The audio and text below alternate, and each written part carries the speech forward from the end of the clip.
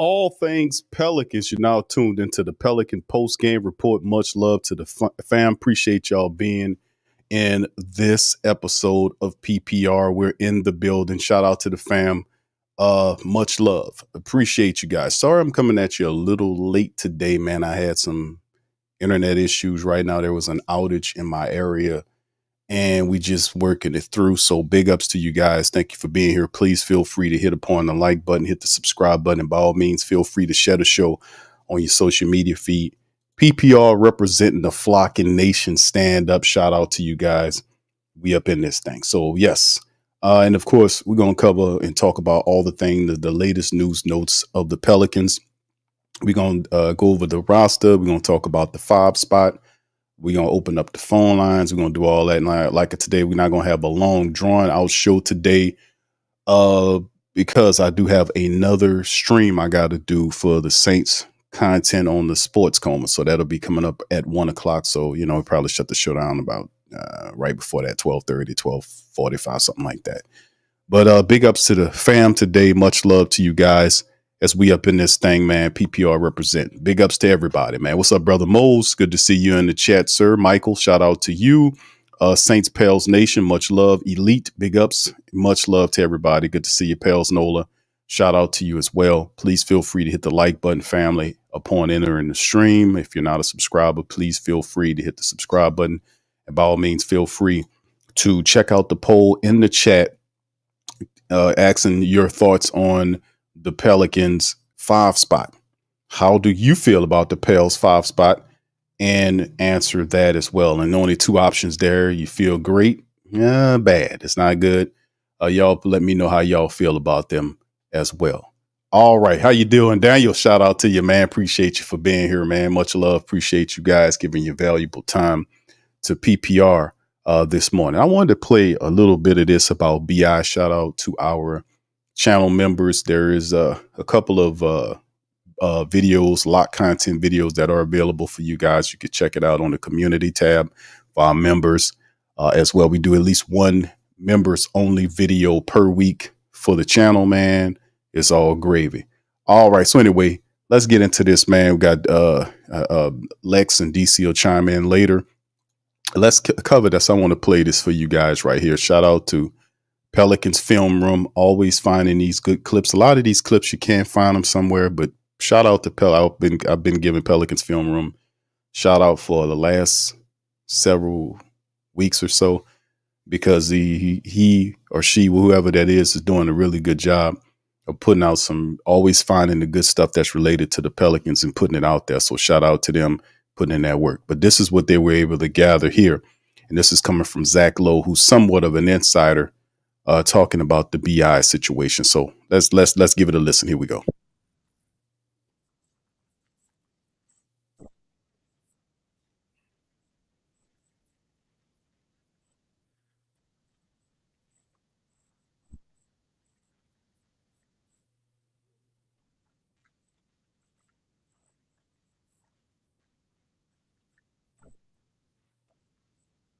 Between the numbers and the impact on. I'm same as you. I can't find any kind of buzz on a realistic Ingram trade right now, and I think it's going to be difficult for the Pelicans.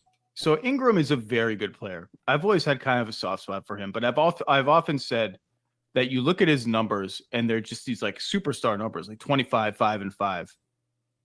And you watch the Pelicans play, and it's just like he doesn't feel like that good of a player. Something is lost in translation between the numbers and the impact on winning. Part of it is that he's like a B-, B+ passer, not a great passer, but a good passer. Part of it is that he just has never been as good a defender as he should be given his physical tools. I know he's skinny, but he's very, very long, obviously. And part of it is that he just doesn't take threes, just does not take enough threes. The Pelicans were on him for years to take more threes, shoot quickly off the catch. He just does not want to do that. I do think so. So you do face this question of like, am I going to pay $50 million a year, a max salary for a guy who's the second or third best player on a great team? That's a tough choice. I do think he's getting a little bit of a raw deal based on his life in the torture chamber in the first round of the playoffs last year. Yeah, the last look we got was a tough look, but you also got to give Lou Dort a lot of credit. Got to give Lou Dort a lot of credit. You got to acknowledge that Ingram was coming right off an injury, like fresh off an injury and a lot of time off. And like, that's not easy to do. And you also should acknowledge that in his previous foray into the playoffs against the Suns in 2022, he had a really good series and looked like, oh my God, this guy's kind of a playoff killer making these mid-range jumpers. I just go through the teams. I'm like, well, Atlanta just made a trade with the Pelicans and didn't get Brandon Ingram. Yeah. Charlotte has Brandon Miller and kind of has taken the long view. Sacramento just pulled themselves out of it. The Bulls, I don't really see it. The Warriors as like a marketing alternative. Team USA, Steve Kerr, that went horribly with Brandon Ingram for all the reasons I just said about his game. He's just not a great fit with the Warriors system. And all the other teams are like, why are we adding 5 extra wins to our ledger when all we're trying to do is be bad? Like Brooklyn. Okay, well, all these, which actually made this guy's thought about Utah 5% more plausible to me. If I were the Jazz, I wouldn't do it. But that's just me. I wouldn't do it either, because I think it's time for Utah to fall out of the kind of purgatory state of being stuck in the middle and then trying to sink closer to the bottom towards the end of the season. And obviously the other risk for a franchise like Utah is you make a trade for this guy and he's a free agent. There's no guarantee that he stays. Now the flip side of that is, well, if his trade value is limited because nobody wants to pay him, then you do. That's the kind of wink research you get done before making a trade. I'm sure it's the kind of research that was done when they were looking into Mikal Bridges too. And Mikal Bridges is now plays for the New York Knicks with his entire college team. Well, and it's the kind of thing that you could say about an Indiana as well. And they did their research with Pascal Siakam, and obviously that worked out well. So. All right, that's a bit of it right there about Brandon Ingram. A lot of people are puzzled by the BI situation. A lot of stuff going on there as we see, but it is a lot of questions about it. It's a lot of questions about the Pelicans lineup insofar as how is it going to look like if it's a question at the 5 spot. And the Pelicans continue to try to address it as cheaply as they possibly can. As we kind of move to this article right here by whothatdaily.com. Shout out to Rail Wright on the scoop. He did this one. And Pelicans bring back Trey Jerson. They bring in Trey Jerson. They actually claimed him off of waivers. And Rail writes about it here. I have bolstered the roster by claiming center Trey Jerson off waivers, awarding him a 2-way contract. Now, Jerson is 6'11", weighs about 260, and showcased some potential last season with Washington and Memphis. He averaged almost 7 points a game, just over almost 5.5 rebounds in 23 minutes per game in 25 games. Standout performances came when he was with the Birmingham Squadron. He averaged over 9 points a game, 11.6 rebounds, almost 2 blocks per contest. He runs the floor pretty decently, has a good set of defensive skills as well. And he would mix in with the rest of the Pelicans unproven bigs. So we got Daniel Tyson is the veteran of the bunch, but is far from a full-time starter at this stage of his career. If ever, I don't think anybody's seen Tyson at any point as a starting center unless injuries impacted your lineup and you had to go with him. But at this juncture of his career, we don't see him as a full-time starter. But the Pelicans are basically going to do, and this is the mindset that they've had for some time, is they're going it's like, you remember last year and the year before that, and the year before that, and the year before that, they operated with point guard by committee. Well, guess what? The philosophy is switched to 5 by committee. Big by committee approach. How you loving that? But anyway, Daniel Tyson, Yves Missi, the first-round draft pick from this year, last year's second-round pick, Karlo Mekovic, and now undrafted big Trey Jerson is thrown in the mix too. So there you go. The Pelicans doing what they can do. This whole thing about not moving BI does have some ramifications, doesn't it, family?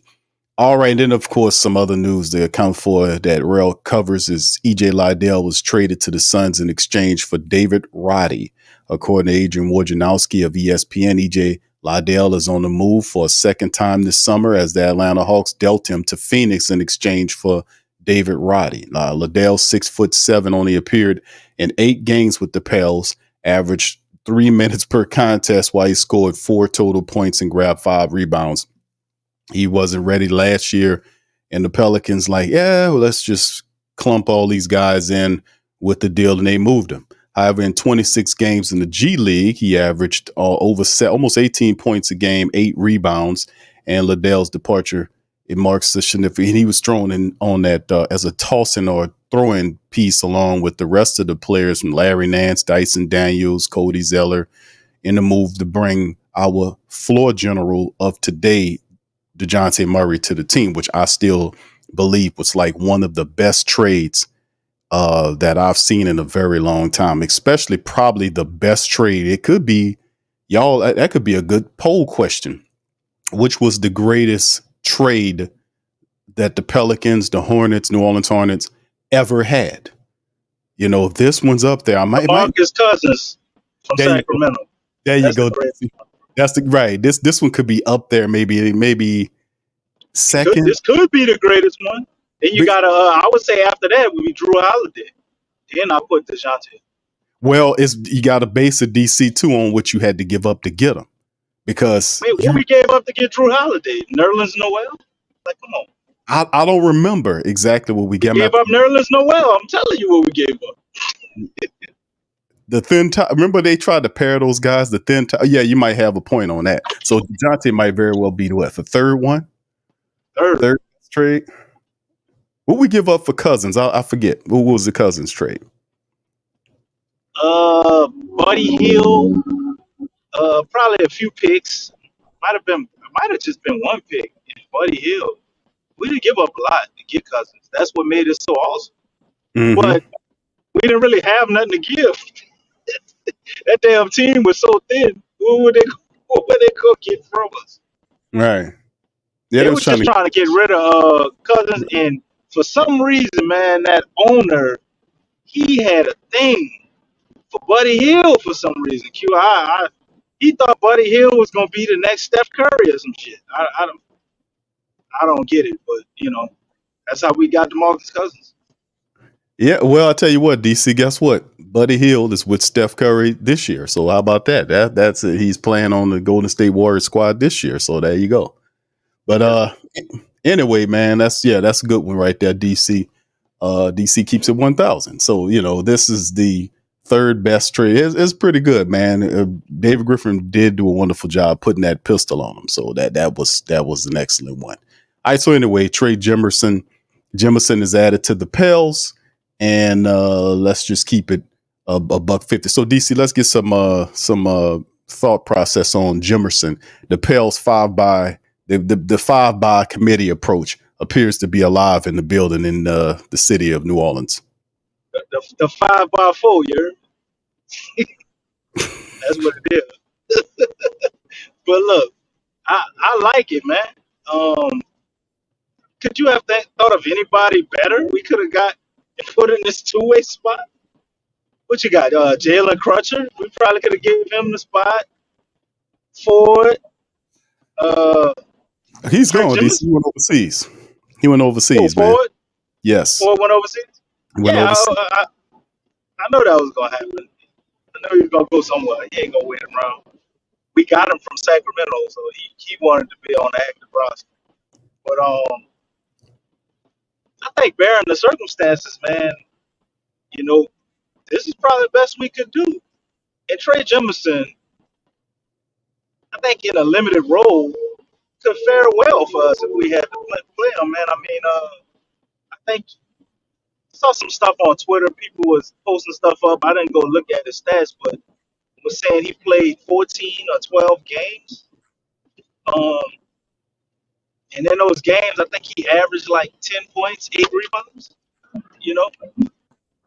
So, I mean, how could that be bad? The dude shot maybe like 60% from the field, 90% from the free throw line.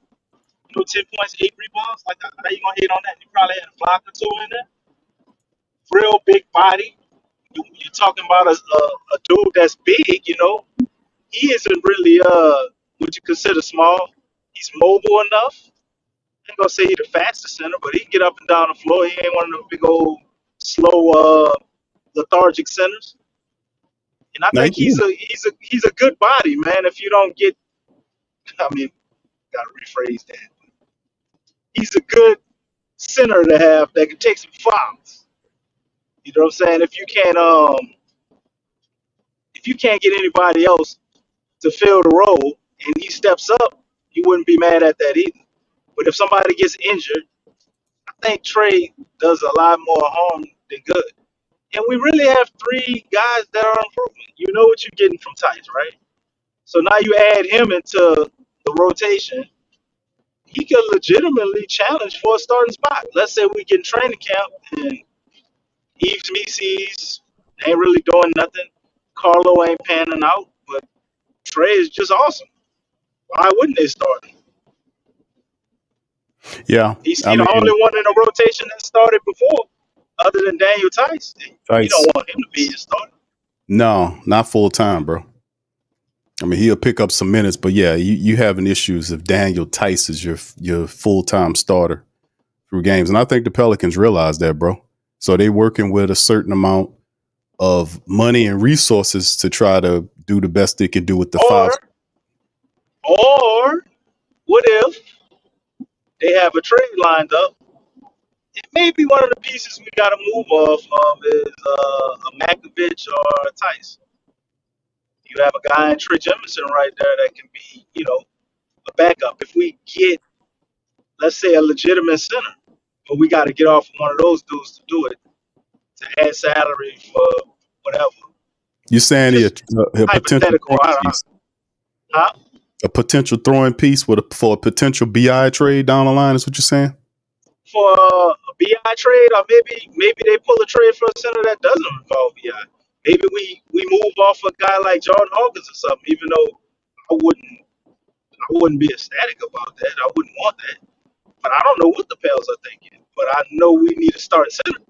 So, what if we move off somebody and they're looking at the potential of having to throw in one of these guys in the trade for a legitimate center?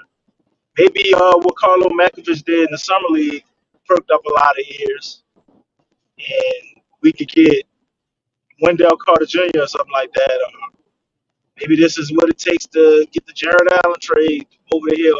I don't know, man, because looking at Cleveland, though, I did think about that. If we were to get Jared Allen, Cleveland don't seem like they have a backup center. Or they got Dean Wade, I think, is like a power forward.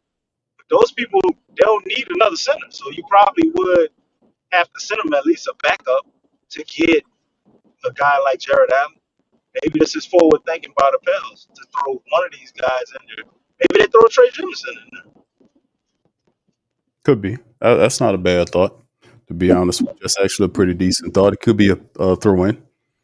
It's interesting, man, to be honest with you, man, to see because I don't know what the Pelicans are thinking either, DC. If I did tell you that, it would be a flat out untruth. I don't know what the Pelicans are thinking. And I don't think the Pelicans know what the Pelicans thinking, Q. That's why nobody knows. Yeah, I know. They figuring it out as they go. Yes. You remember that's something I always say, they figure it out as they go, man. This didn't work, scratch it out. This didn't work, scratch it out. They make one plan. Bro. It's like, we want to get Jared out, right? If that don't work, it's everything, we just figuring it out. Once plan A don't work, we don't have a plan B, C, D, bro. We just figure it out as we go. That's right. We don't think that far. Nah, that's what it feels like. It really does, bro. All right, let's get into this next article right here, bro. And shout out to the fam, man. Thank y'all for being here. Hit the like button, family, as you're coming in. Much love. We talking Pels like we do every Saturday morning, baby. Good morning to everybody out there. Some of us are perhaps already beyond noon. Good afternoon, if that's the case, to some of the family members on the East Coast. Big ups to everybody, man. Thank y'all for spending y'all valuable time here. Much love to everybody, man. We talking Pels, man. Let's get it. All right. So anyway, this is the next article I wanted to share with you guys. Pelicans 2024 NBA free agency grades for every signing. Let's see if you guys agree on this one here. This is straight up from the Clutch Sports here article here.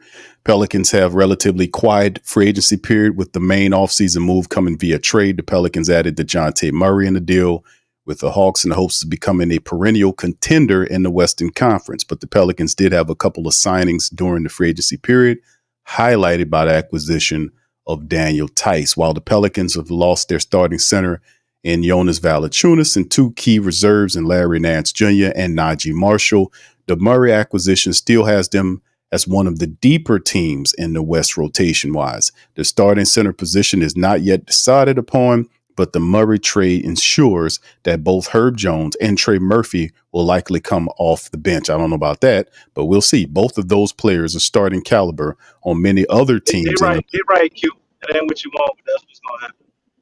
Okay, I wouldn't be surprised, DC. Like I said, I wouldn't be surprised by pretty much what's going on here. You're not benching CJ, man. We could give up the dream, bro. CJ got to bench himself. Well, I don't think he's gonna do that. But all right, let's get CJ this. CJ gonna be playing in the start lineup.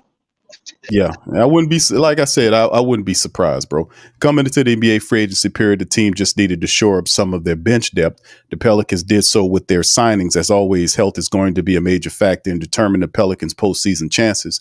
They were looking like a team that could possibly put a scare into a higher seed until Zion Williamson got hurt late in the fourth quarter against the Los Angeles Lakers in the play-in. Now, Daniel Tice gives the Pelicans a quality backup center. Heading into the offseason, the backup center market was quite limited. The Pelicans often played Larry Nance at the backup center last season, but he's always been more of a forward. The only real backup center the Pelicans had on the roster the last season was Cody Zeller, who is limited as a player. The signing of Daniel Tice was a good move for the Pelicans. Tice was one of the best options available on the free agent market. His playing time with the Clippers dwindled toward the playoffs last season, but he's still capable of being a solid contributor. Tice knows his strengths and doesn't veer from that. He may be a little undersized, but he's rugged. He's a rugged rebounder that can actually hold his own defensively against some of the bigger players. He's a lob threat. He can space the floor with his three-point shooting. The Clippers needed him when Mason Plumlee went down with an injury, and he excelled in the role. He shot 37.1% from distance over 59 games with the Clippers. They give that grade A for Daniel Tyson. Yeah, and that's some of the things I had to kind of let the family members know is Daniel Tyson shoot that at 37%. So he can't hit the three. And he got a good shot too. Daniel Tyson was a starting center, man. I mean, what, 3-4 seasons ago? Like he chopped liver, man. Daniel Tyson is way better than Cody Zeller. He's definitely an improvement over Cody Zeller, bro. He's better than Zeller. Yes. Yeah, way better. And if you had an actual center in front of him, it would be, it's an amazing sign. It just looks weird when you're looking at Daniel Tyson, you're talking about him potentially being your starting center. But I'm trying to figure out how they saying we had a quiet offseason if we probably pulled off the biggest trade of the offseason. I wouldn't call it quiet. Well, no, it wasn't, bro. It was underwhelming. I mean, I could go with them saying something like that because you would expect us to do more with the way our roster looked. No, it was the biggest robbery is what it was. DC was the biggest robbery. I'll be the first to admit that the Pelicans put the pistols on the Hawks and we robbed them people, man, big time, man. So, I mean, Landry Fields might not be there. But anyway, go ahead, DC. Finish your point, bro. Yeah. And EJ Liddell going to Phoenix, man, that trade getting worse by the day. What if EJ Liddell actually pans out and they traded him to Phoenix? Right. Because I actually think EJ Liddell can be good. I mean, I don't know if he will be. Yeah, but I think he can be good. He has a really unique, I think, interesting skill set. Yes. But so they basically traded for two firsts and Dyson Daniels.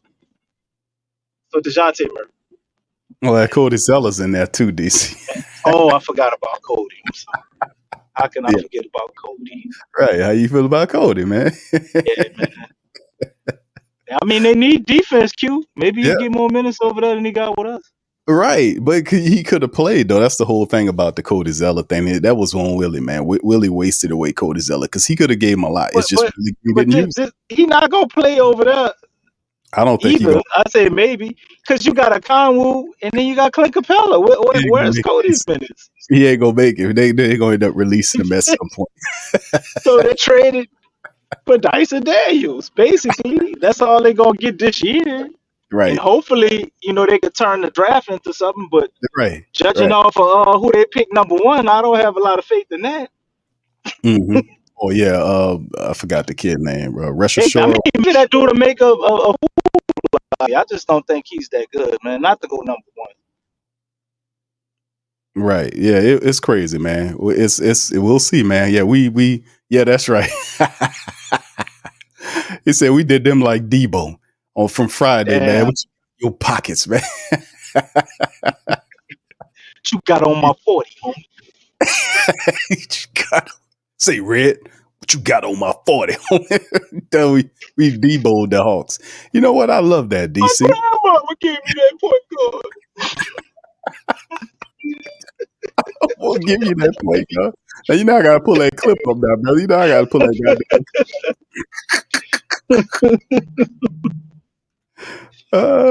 That's crazy, man. Yeah, that was funny, man. Hold on, dude. I gotta pull that clip up, man. Most you know, clip master, bro. You know I gotta. Oh man, that's too funny, man. All right, anyway.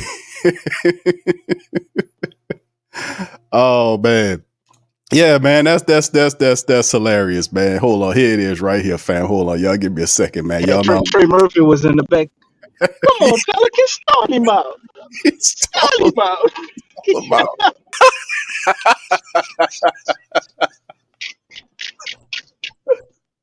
Oh man, yes. You know the funny part about it, what make it so hilarious, dog? People talk about what you got on my 40.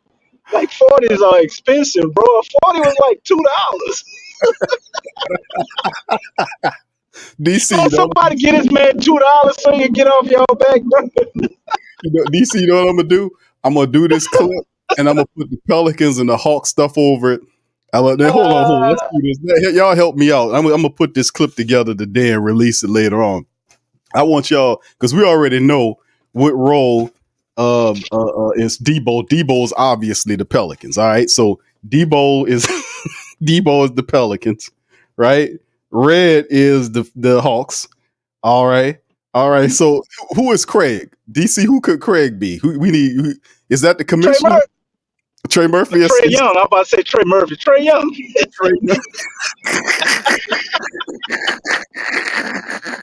All you can have it be Smokey. No. Hold on. Who got to figure it out, bro? Because I'm gonna do it. So who's Smokey? Let's do it. Who's Smokey? Is Smokey Trey Young? Who is Smokey? Who's Smokey? Smokey could be Jalen Johnson. That's their next best player. So you got Trey Young and Jalen Johnson up there. Y'all help me out. Y'all, come on, man. What y'all seen Friday before?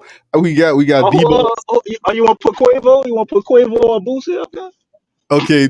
Sean says Pels is no. Stop it, Sean. Pels is not. We won in this scenario, so no. Smoke at the NBA logo. That was LeVal saying the NBA logo. so Smoke is the NBA logo. Okay. Who's Craig? Better say Quinn Snyder.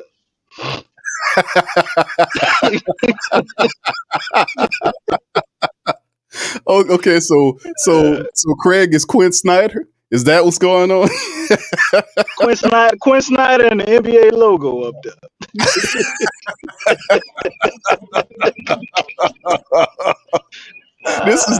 This is literally what the Pelicans did to Hawks, man.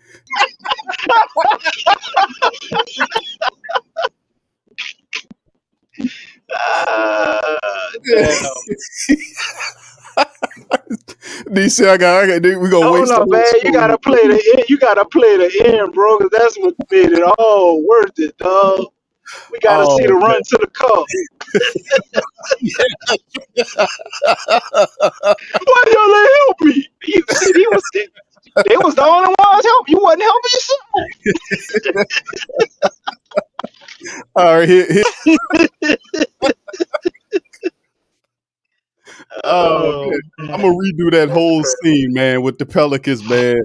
So hold on, DC. Let me get it right.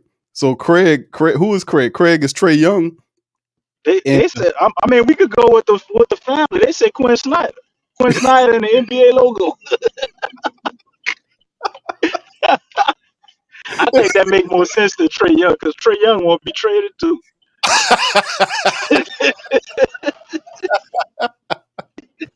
oh man, I'm gonna put that out later on, fam. I'm gonna work on that today, man. We're gonna make that thing go viral, man. That's what really happened with the Pelicans, man, and the Hawks on that Murray trade, man. I mean that was really what happened. Anyway, let's get back to the article, man. All right. Jamal Kane could earn a regular spot with the Pelicans. Presently, the Pelicans have it's 15 now with Trey Jerson being claimed, but it filled with they had two of their three available two-way contract slots filled. The team signed Jamal Kane as one of their two-way players in DC. He's the guy that is a question mark guy, that a lot of people are going to be interested in finding out what he can do. Coming up on the third season, Jamal Kane, the two-way player they signed. But they're saying here is it's coming up on his third season in the NBA. This will be Kane's final season of two-way contract eligibility. There's a good chance the Pelicans could end up having the final spot open and going into training camp, but Kane could ultimately earn the spot. Last season, both Matt Ryan and Jeremiah Robinson Earl earned standout roster spots with the Pelicans after starting out on a two-way contracts. So Kane has spent the past 2 years learning and developing in Miami's Heat system while playing on two-way contracts. He's likely spent most of the 24-25 season with the Beham Squadron, the Pelicans G League affiliate. Kane is a lengthy defender who can guard multiple positions. He can knock down the open three-point shot. He started developing an off-the-dribble game. He's arguably more talented than either of the Pelicans' last two-way conversions in Ryan and Robinson Earl. And don't be surprised to see him get early playing time to begin the season and possibly earns the final roster spot. Kane is most certainly a low-risk, high-reward type of signing. All right, they give that an A as well. So two of those players that the Pelicans add, and then Jamal Kane and Daniel Tice, the article likes a lot. All right, furthermore, let's move on to this article right here. Coming from the, let's see, who is this? Pelicans Sports Illustrated. Oh, that's brother Kyle T. Mosley. Shout out to him. NBA writer believes that New Orleans Pelicans on the brink of contention. All right, we got some people that believe the Pelicans are right there on the cusp. An NBA writer has liked what the New Orleans Pelicans have done this season and believe they're on the brink of contention in the Western Conference. How about that? All right. Shout out to the writer. What's the brother name here? I just seen it here. Kenneth Teep. Hope I'm saying that correctly. Shout out to you. All right. The Pelicans have done a solid job of improving each season under Willie Green. After winning 36 games in 21-22, the team was able to play through the WNBA. NBA. I'm thinking about Angel and the rest of those girls. NBA playing tournament and earned the number 8 seed in the Western Conference. In season number 2 under Willie, the Pelicans improved to 42 victories, but missed the playoffs. This past season, they won 49 games, earning the number 7 seed in the first round matchup against OKC. Their stay in the postseason did not last long as the Thunder swept them, knowing that changes needed to be made. David Griffin got to work on upgrading the roster. The biggest move to this point has been made was acquiring DeJounte Murray from the Hawks. New Orleans has a ton of assets built up from previous trades, and the time to cash in on some of them is now. Griffin's next order of business will be figuring out Brandon Ingram's situation. Entering the final season of his current contract, trade rumors have swirled around him for the last few weeks. Depending on what happens with Ingram, will greatly impact the team's outlook for the 24-25 season. But in my opinion, Zach Harper of The Athletic, the Pelicans are right on the cusp of contention. Harper recently put together power rankings following the 2024 NBA draft and the start of free agency. New Orleans is on the move, coming in at number 7. In his previous rankings, the Pelicans were number 9. That puts them near the top of the second tier in the NBA, on the brink of contention. They are the top team from the Western Conference in his section, behind only the Knicks at number 6. And this is what he wrote. I think the Pelicans still need an answer at center with the departure of Valanciunas. I love the addition of Murray. He didn't fix the Hawks' defensive issues, but he will absolutely bolster an elite defense in the NBA. New Orleans ranked 6th last season. I like the Tice addition, but I'm not sure New Orleans can utilize him as his full-time center. We have to see what happens when BI due to the team's perimeter log jam. Now, New Orleans' depth chart at center from last season is gone. As Harper noted, Valanciunas departed in free agency, signing a deal with Washington. Larry Nance was traded to the Hawks in the Murray deal. Addressing the need in the middle could come in an Ingram swap. The market for him is difficult to navigate given the new CBA in the NBA, but ideally, New Orleans would bring back an established big man to give first-round pick Yves Missi some time to develop. All right, so Zach Harper says he believes the Pelicans are a move or so away from contention. So that's pretty fun to think about. A lot of people obviously don't feel that way, but it's good to hear it. All right. A move away from contention. Huh? That's right. That's it, DC. And by the way, DC, by the way, let me tell you this. DC Keeps It 100 is live right now. 1,000. There you go, 1,000. Okay, go ahead. But look, I'm one of the people, man. I think even if we don't pull off a trade, we're still contenders. Do I think they'll be able to win the championship with our current rosters? No. But I think the Pelicans could definitely make some noise. It ain't like they guaranteed a first round exit with this roster. It's all about how they run the rotations, and you know, with the way Willie Green normally runs the rotations, I can see the lack of optimism from everybody. But one more move, if they do get a center, hey, I think I think we definitely major contenders if we're able to get a big name center. But it's everything's really up in the air. Gotta sign Bi before August 6th if we want to trade him. So we got roughly about 2 weeks. Well, we're gonna continue to keep having this same saga, right? So man, it's pretty much wait and see still till this point. So until August 6th, not really gonna know anything, man. You're not gonna know anything. But Brandon Ingram is probably, I think, one of the better players, or you could say the best player out there that's still available to get, other than but some people say Markin is definitely better, which I don't think he's a better player than Brandon Ingram. I definitely think he's a better fit. He fits teams better. So if you can't get Markin and you need a wing, what other player is there other than Bi?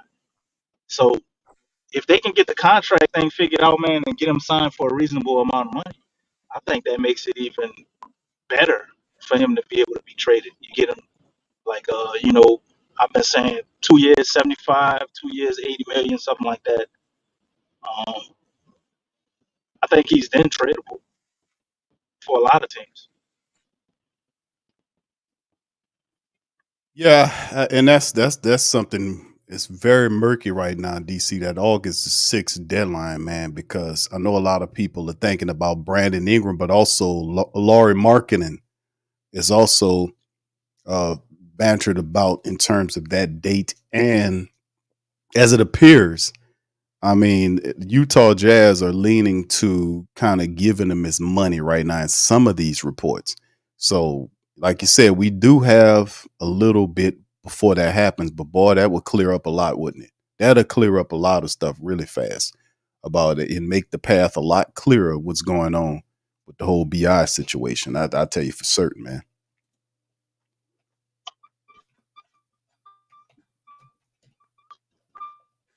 All right, DC, you all right, brother? And I think DC moving around forklifts or something. I don't know what's going on, man. He's all right. So anyway, shout out to the fam. Appreciate y'all for being in the stream, man. Uh, listen, this is very interesting, man. Like we talked about, the Pelicans do have bigs, a multitude of different bigs. A veteran big, he's not a starter though, a part-time starter perhaps. Yves Misi, first round draft pick, talented but perhaps not ready. Carlo Mekabic, second round pick from last year, has a lot of European experience. He played in Europe most of all of last season. Has developed his offensive game. He's athletic. Uh, both of them really, young guys are athletic. Might not be ready. And then Trey Jerson, who actually played, who's an undrafted guy who actually played in some starting games. Young guy, 7 foot that can run the floor, defensively strong. And we got a different mix of them. That's for certain, man. We got a different mix of bigs, but what we don't have is who's going to be the starter, and more than likely, and we talked about this book before. You guys put in the chat, tell me who you think your starter, who the Pelican starter is. I'm gonna have to go with DC. Let's do this, man, because when you look at what we talked about earlier on, we would love to see the DeJounte Murray and Herb Jones backcourt.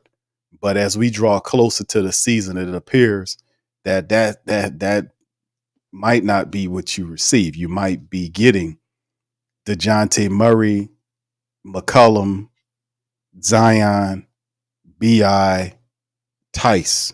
That might be what you're looking at right there. That's not for certain.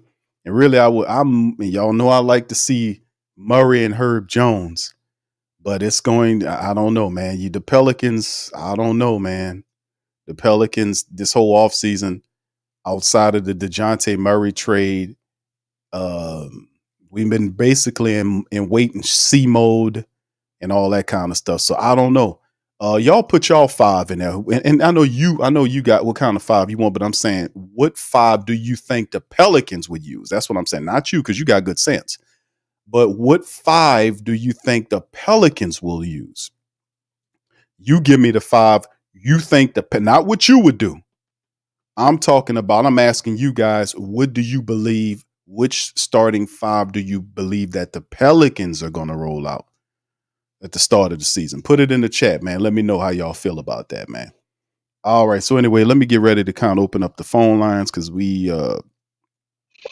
hold on here. DC, you there? I'm here. All right, bro. Give me your 5, bro. You think the Pelicans are going to roll out at the start of the year, brother? I'm saying my starting 5 too. So I got anxiety. It don't matter. You see, that don't matter. That don't matter. But the Pels are gonna go. The Pels are gonna go DeJounte Murray, right? CJ McCollum, Brandon Ingram, Zion, and Daniel Tyson.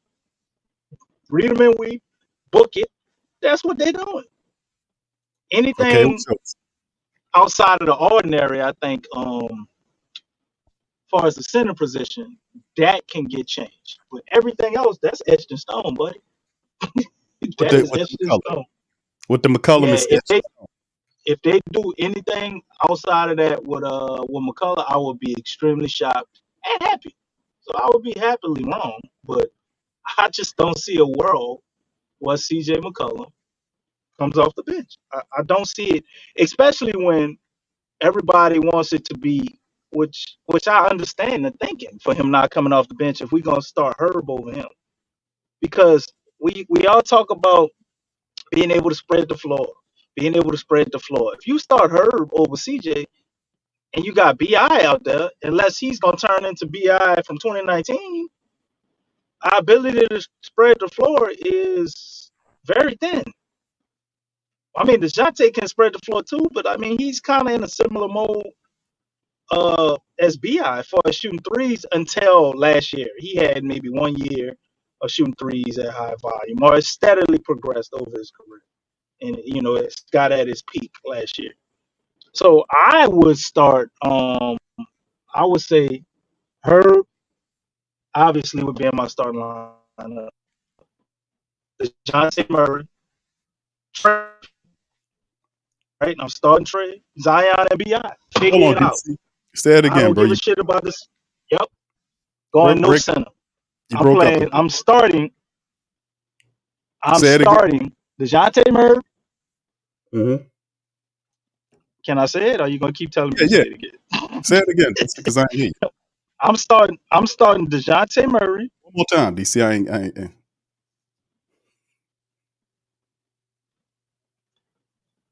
Herb Jones. You gonna say it again? I hear you Trey loud and clear. Murphy, Zion, and Bi. That's my starting lineup. I'm starting with no center. Now, probably I'm gonna have an early substitution, depending on how that goes. And the first center I'm bringing off the bench, it's gonna be Dame Tice, obviously, because I think that makes the most sense. Unless it's maybe matchup dependent. You know, if they got somebody like Edie out there, I might go Trey Jemison. He's the biggest guy, he's probably the strongest guy we have at center. I might go with him. If it's more of a like a Euro type guy, even against Jokic, I might go Carlo Makovic. You know what I'm saying? So I would run a matchup dependent lineup, man. But my core five would be our best players. And CJ could get it cooking. Man, CJ got free reign with that second year, bro. I ain't never mad at you taking a shot. I don't care what you do, CJ. Make it happen. Make it happen with the second year. And that's how we rock. There it is. All right. Well, and shout out to the fam. Appreciate y'all being in the stream, man. We're not gonna have an extremely long show today. If you want to chime in and chop up game with us, the link is pinned to the chat. We'll be going up until I say about just over an hour right now, and I got to cut off. I got another stream I got to do. But much love to you guys. Appreciate y'all being here. A lot of good commentary in the chat, man. Yakeem says Tice, Bi, Herb, Zion, DJ, but Carlos should be starting over Tice. Thank you, Yakeem. Mary, what's up, Mary? Says whatever combination doesn't include CJ, knowing Willie, CJ is there. All right, thank you. Pelicans Nola says Murray, CJ, Herb, Bi, and Zion. Brother Darwin says because Willie and Griff on the hot seat, I think they go Murray, Bi, Zion, Herb, and Jimerson. All right, appreciate that. Yakeem also says Willie will choose Herb over CJ for defensive impact. All right, thank you for that. Brother Vernon said smoking is Hunter, Ice Cube is Trey Young. You're kind of late to the dance there, Vernon, but he says Smokey is Hunter. Is Hunter. Okay, who's Hunter? Who's Hunter, DC? Ice Cube is Trey. That's why we can't use. That's why we can't use. He's talking about Smoke. DeAndre Hunter, DeAndre Hunter? the guy Ice that Cube. went number 4. Oh, yeah. Instead of Darius Garland. Okay, and he says Ice Cube is Trey Young and Red is GM. Which one? Oh, you talking about Fields? Is that what you're saying, Vernon? Clarify, brother. All right, Young City says Murray, Bi, Herb, Zion, Jemison, CJ off the bench. All right, thank you, Young City Night Board. Appreciate y'all for your commentary. And like I said, we'll be going roughly about an hour or so with the call-in segment. And we got one right now. Y'all want to chime in? The link is pinned to the chat. Also, feel free to answer the poll question that's up right now in the poll. How do you feel about the Pels 5 spot? What do you think? We got two options, great or bad. Which one? And believe it or not, DC, guess what this is? 50% right now of the poll. So the poll split in half right now on feeling about the fifth position or the center position for the Pelicans. It's 50-50 right now. So we need some more pollers. We need some more voters in there to kind of push that poll either one way or the other. All right. So anyway, let's get into it. We got Lil V-Man chiming in. Lil V-Man, welcome to the show. How you doing, sir? What's that in BQ? What's that in DC, baby? Shout out to you, my brother. Thank you for being brother? Yeah, it's all love, baby. What's that and who that's in the chat? You hear me? Salute, bro. What you think about the Pels, bro? About the Pels 5 position, bro? What you think? Man, I think Jemison was a good addition. Man, man, they got depth at the 5 right now. I don't know who they gonna send to the G League or whatnot, but I mean, I don't really know, man. I mean, nobody a real legitimate starting 5.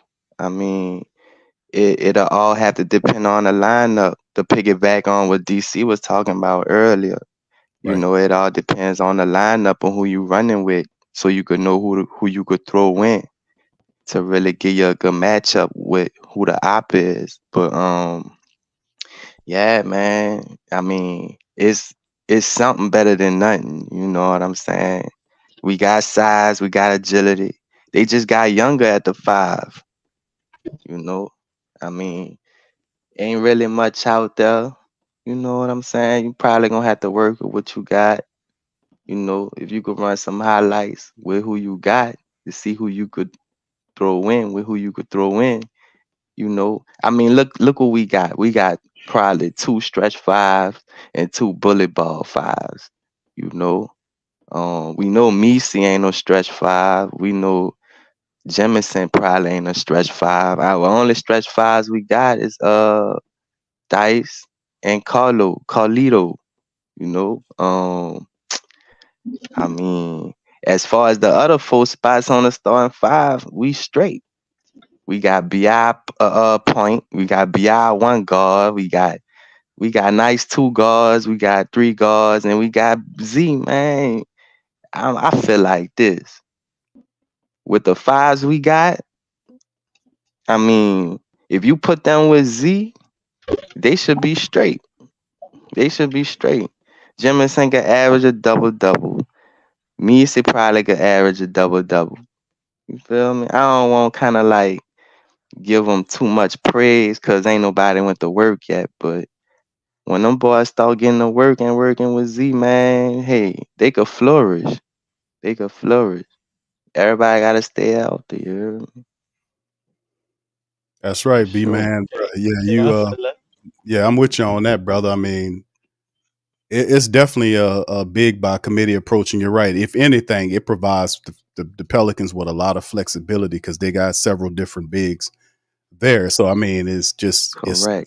it's just not, you got Tice, who's not a full time starter, but you do have some versatility to look at the bright side there. So in terms of contention, how do you feel about the Pelicans contending, like being a team that takes the step? Do you believe, like this other writer, Zach Harper, who was basically saying that he believes that the Pelicans are on the brink of contention, meaning that, taking the next step in the Western Conference, perhaps getting into the Western Conference Finals?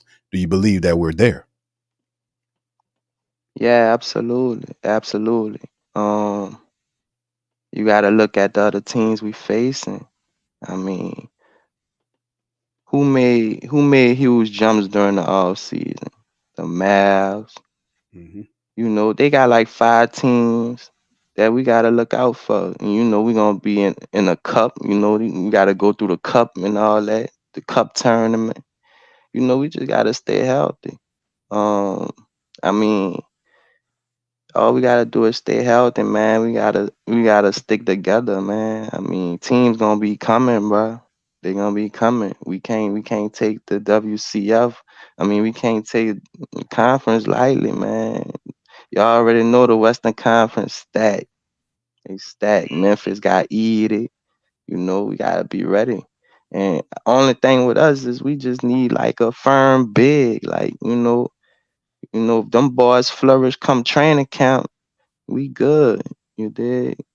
We good. We just gotta stick together and focus on one game at a time, and just like stick together and stack wins. There you go. I mean, the results gonna be the results. Just one game at a time. Yeah, bro. I Uh, think even if we don't stay healthy, if we wind up not trading Brandon Ingram, man, I think that still puts us in an excellent position. Because what's the odds of Brandon Ingram, DeJounte Murray, CJ McCollum, Trey Murphy, and Zion all getting hurt, all being hurt at the same time? At the worst, you might have 2 of those guys hurt at the same time. And I think with 2 of them hurt, it's still a pretty damn good team. long as it ain't both Bi and Zion and DeJounte Murray, like if one of those guys are healthy and everybody else is healthy, we're still very, very competent team and pretty much able to beat the majority of teams.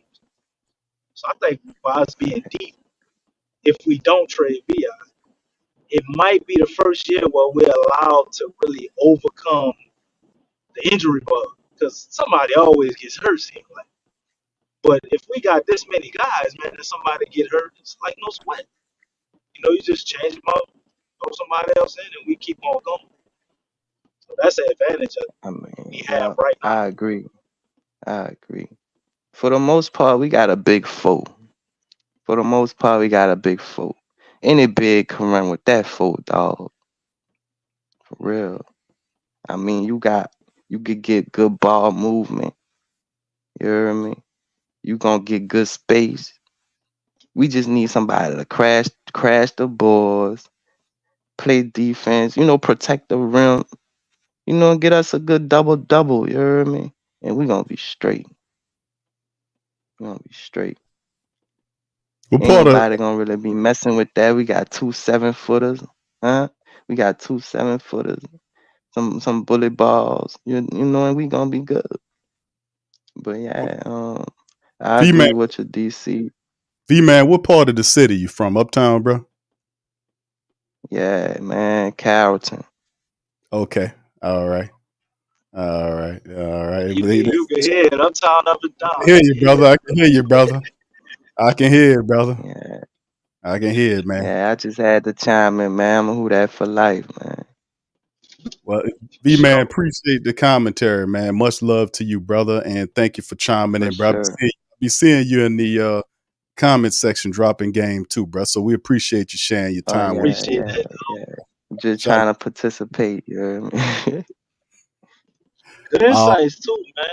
For real, bro. V-Man be dry. It's his first time chiming in. You need to chime in more, V-Man, bro. You need to chime in more. Man. I'm 35, man. You know what I'm saying? I be trying to get my little chime in here, Right. All right. Thank you, brother. Appreciate you. And go Pels. All right, for sure. I do the DC way. Go Pels, man. Shout out to V. Hey, y'all, them shirts coming out too, by the way, man. We got they coming out soon. The Go Pels Mine shirt, like I told y'all before, it got the Pelican on it as a brown Pelican. He got his wings spread out like that. He got 2 bags, like 2 duffel bags around his feet, around his whatever the legs of the Pelican. One of them got. Man, why are you playing, man? Put that pistol on the shirt, man. We need that. That's what I was about to say. Why you couldn't worry about the Go Pels, man? We want that put. I'm saying, look, DC's internet don't even work. Keep dropping out of here, man.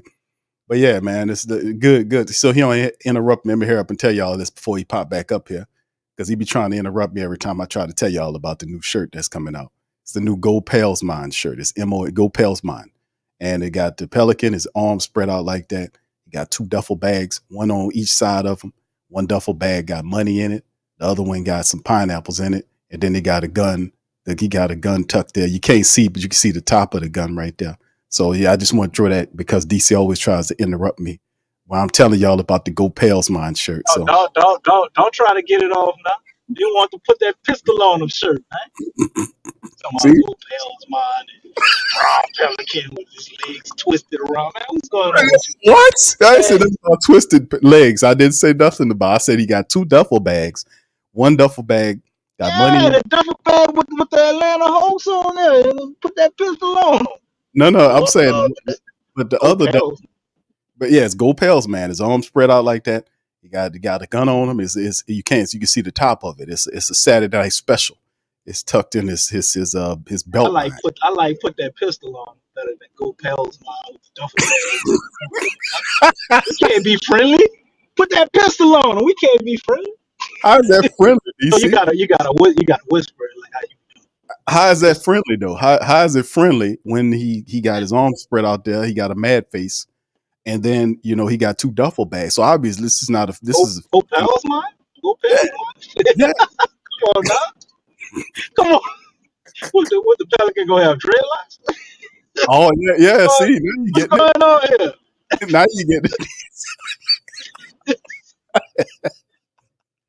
Now you're getting the DC. Now you're getting it. Now he getting into the spirit of it now. All right. So anyway, man, shout out to y'all, man. We in this thing. Listen, y'all won't pop in, feel free to chime in. Like I said, we won't be doing this long, man. I got to cut off right before 1. I got another show I got to do. But we're gonna bring in Brother Mose to the show. Brother Mose, how you doing, sir? Good, fellas. What's happening with y'all? Good, man. Good to All hear right, from you, what's up, man. Mose? Man, I'm Been a finally little settling while, on it. man. Well, when my son threw with all this travel baseball now, so I got more time. So, Oh, there you go. How you doing in the baseball, brother? How you do? What position he play? Shortstop? no, he plays center field, man. He pretty good. He's one of the top players. We travel all over the country, Oh, go ahead, man. playing PG and stuff. And then I got one that's a senior in high school that's getting recruited in football. So I'm trying to get all that out of the way where I can do my own thing. There you go, Mose. You might, by the sound of it, brother, That's awesome, bro. you got 2 pros that's gonna be coming up, brother. You're gonna be having your own island like DC in a little bit. I don't know if they're gonna be pros, but they're good players. I mean, they're good players. The senior right now, he's 6'4", 320, so he's getting recruited as an offensive lineman. So they're good kids, man. That's all I can say. They're good Well, kids. brother, when you make it up there and become a multimillionaire, DC got some land on the east side of his island. I'm right here. I can speak for myself. No, I'm gonna be looking to Stop put a put words. podcast together with Big Q because he already got it going. That's what I'm gonna be looking to do. Yeah, you know what? You know what, Mose? I told DC I ain't want that land over there because I think he's trying to jip me. He's trying to charge me more than what I want for that land, and it's weird because he got pineapples all over the island, except for that side, don't have nothing growing over there. And I'm very suspicious of it. No Plus, no vegetation at all, like you. ain't nothing over there, but it's weird writing on the ground. And I said, DC, I'm good on that, brother. I ain't messing with it. Hey, I'm gonna put your name on that land, just how you put these words in my mouth. Right? Go ahead, Mose. What you think about the team, man? What you think about the Man, 5? look. I was thinking because man, we got what we got, right? We stuck with Bi. We a year late and a dollar short on him, right? We should have got rid of him last year, but that's hindsight, right? So I'm not gonna really go too hard on the Pelicans for that one. But you also have to remember, man, the NBA is a wing-driven league, right? So if we could find a way to rebound and not get killed on the board. I think we're gonna be a matchup problem for people with all these wings, right? Because at some point you're gonna have to downsize to match up with the Pelicans, right? Now, if you get a different kind of Bi come back that's gonna shoot the ball more and move the ball more, man, you got a chance to be a matchup nightmare for everybody in the NBA. And then you're gonna have depth like nobody's business. You can keep rotating guys, at those wing positions. So all you really need out of that center position to me is rebounding, screening, and defense. If we can get somebody and we can get 6 to 8 points out of that position, and 9 to 10 rebounds, and 6 to 8 points on putbacks. I mean, we okay at that position, right? We don't need a guy that we need to post up and throw the ball into because that's not the way our team is constructed. So basically, you got to roll with what you got, man. You know what I'm saying? You got to love the one you're with, right? You remember that old song? So this That's is what right. we got. That's You know, Luther. yeah, so this is what we got. So it don't make no sense for us to, if nobody wants to trade with us, nobody wants to give us a center position or whatever. There's only so many guys out there that you can go get anyway. What you have to do is wait till the season progress. When we get to that trade deadline, people are gonna start selling. Now you can reassess your team and see what you need. But right now, yeah, I wish we would have had a Jared Allen or what's your boy name from New Jersey, one of those centers or whatever. But we just don't happen to have one of those guys. So man, we got to move on from that and start whining and crying about that, and just look at the positive part of it.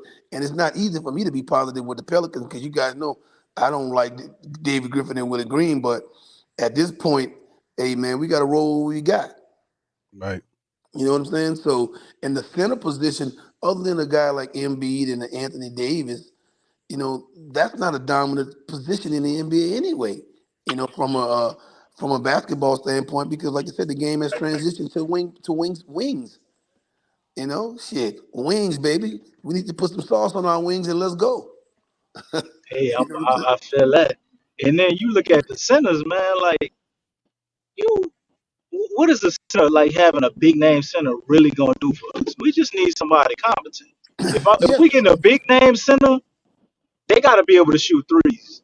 To me, like that's what I would want a big name. If somebody who really could light it up from behind the arc, like you talking about like a Miles Turner or something like that. Unless you get somebody like a Bam Adebayo, or obviously your Embiids and AD ain't coming back. But you now you how get many the point where centers? I'm going. How many They don't centers? have a lot. You only got like maybe a Exactly. handful of them you can name like that. Exactly. And they, Exactly. if somebody want to trade them, a guy like that, they probably stupid. Think about the So West. You think about the West, the top teams in the West. Other than Carl Anthony Towns, who shoot the ball?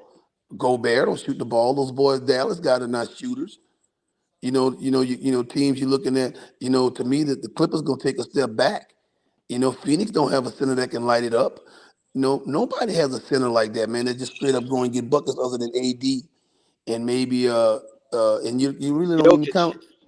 Well, yeah, you got Jokic. Joker. Jokic is like in a class by himself, right?